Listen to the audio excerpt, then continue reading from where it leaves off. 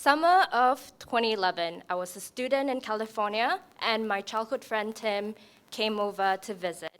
We had grown up together in the church in Singapore, so that Sunday, I invited him over to my church that I've been attending for the past couple of years. And after the church, we lingered around to chit-chat. So my friend Melissa came over, and she introduced herself to Tim, and she asked him, how did you get to our church? And Tim answered, Isabella drove me. She picked me up from the place that I was staying. Melissa's face changed. Isabella, you know that we are not supposed to be in the car alone with another guy, right? So Tim gave me a funny look, telepathically asking me, what the hell is she saying? And that's when I know I got to get out. Rewinding 2 years before this, I was a new student, fresh off the boat. I was terribly self-conscious because I spoke funny, and truly, I was a nerd. I was making faux pas, like asking the guy next to me in Psych 101 lecture, hey, can I borrow a rubber, please? You want to borrow my what? So when I attended this church and met the leaders who are so incredibly friendly and kind and generous, I immediately felt welcome. And they invited us over to their home, cook us hot, delicious meals. They hosted fun events, like taking us to the beach, built a bonfire, take us to the summer cabin in Lake Tahoe. It was so much fun. And not only that, they took time to get to know me. My story, my hopes, my dreams. And in that foreign land, I truly felt like I belong. And it's only years later that I come to know that there's a term for this.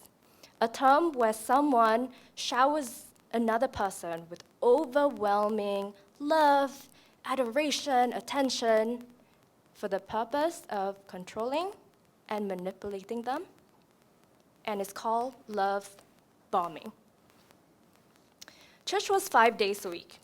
It's busy, I know, but I didn't mind it at first. And then one Friday night, I missed Bible study.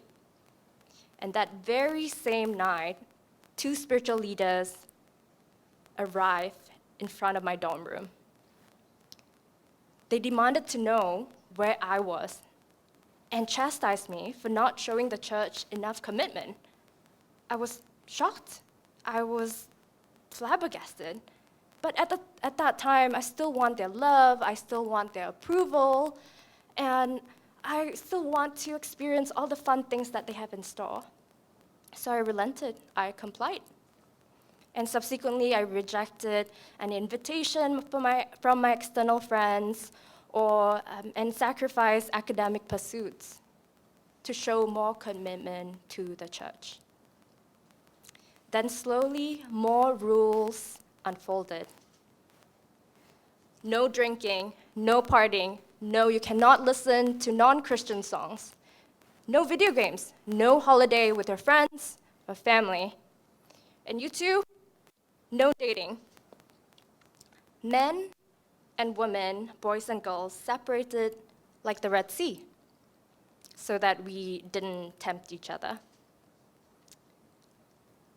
I felt suffocated. I felt trapped.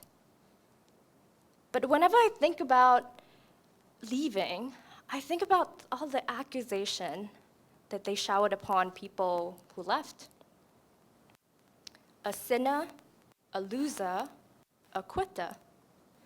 All the identities that my religious Singapore upbringing wants to reject so badly. It is now no longer about if I believe in the teachings or that I want love or belonging. It's now a raging battle between my pride and my freedom. So I live a double life. One weekend, I will be at a church retreat and praying and fasting.